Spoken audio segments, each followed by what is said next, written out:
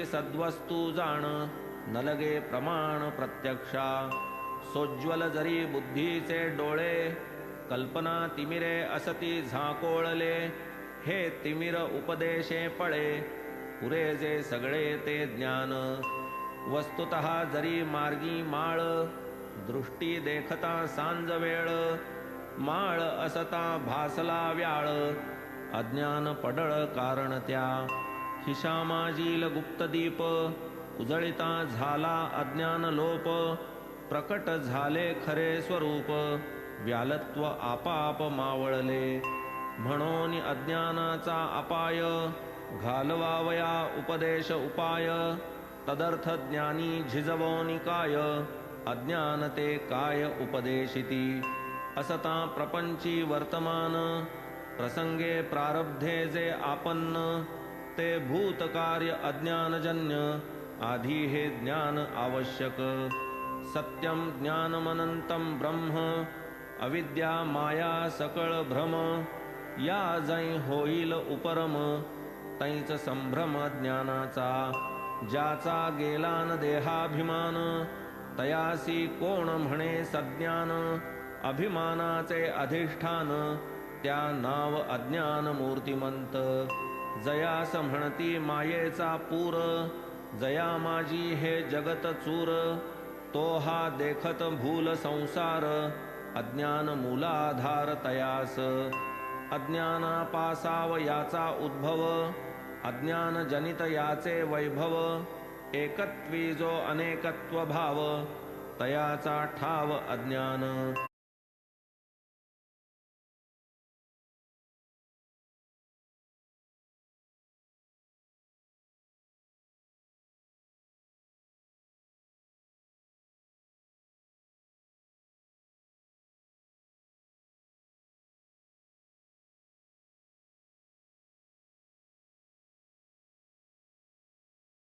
किंचित प्रकाश किंचित अंधार ऐसिया समयी मार्गीचा दोर दोरची असता भासे विखार भय अपार वाटत कोणास भासे सुमन माळा कोणास दिसे दंड डोळा एवंच हा भासची सगळा भ्रांतीच्या अवकळा अनिवार केवळ आगम वचनानुसारी जो आस्तिक्य श्रद्धानुकारी तोच ब्रह्मज्ञानाधिकारी नास्तिक जन्मजन्मांतरी नेणेच विश्व हे विपरीत दर्शिया भ्रम त्यांचा न फिटे जन्ममरणक्रम ब्रह्मतत्व तया जे दुर्गम ते अत्यंत सुगम अधिकारिया येथेन कामी येई प्रवचन अथवा अनेक वेदस्वीकरण अथवा न मेधा ग्रंथार्थ धारण ग्रंथावलोकन बहुश्रुतता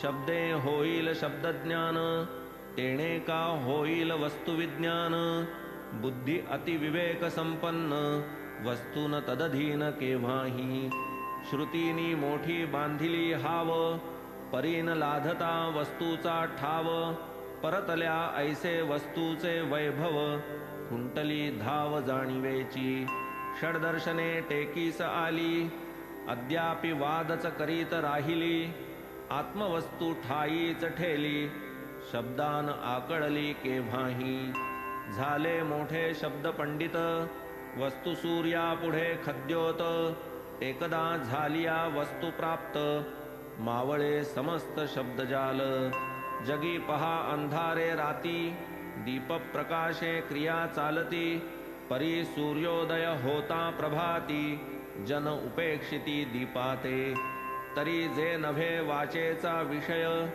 होईल कैसे तरी उपदेश्य म्हणून अज्ञान निरसन ध्येय असावे आख्येय वक्त्याते एक अस्तित्व बुद्ध्या उपासन तेणेच आत्मा होऊनी प्रसन्न करी निजतत्व भाव प्रकाशन होई उपलभ्यमान उपासका आत्म्याचे ठाई परमात्म ध्यान दोन्ही माझी अभेदानुसंधान येणे परी करिता उपासन आत्माची प्रसन्न उपासका तया नाही अन्य साधन तेणेची भावे लागे प्रसन्न साधक पाहूनी आत्मप्रवण आत्मा त्या आपणची करी कृपा.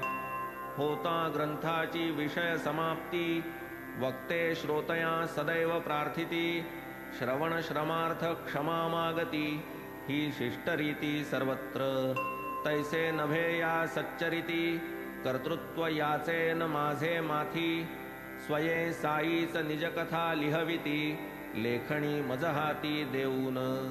म्हणून नव्हे मी ग्रंथ करता, येथे न श्रांत कोणी मज करिता. क्षमा की जय श्रोती म्हणता, आदळे माथा कर्तृत्व. मज नाही येथे भूषण, किंवा नातळे अंगा दूषण. जेथे साईच करता आपण, तयाचे संपूर्ण हा विषय. घेऊन साईंचे अनुज्ञापन, केले त्यांनी जैसे कथन.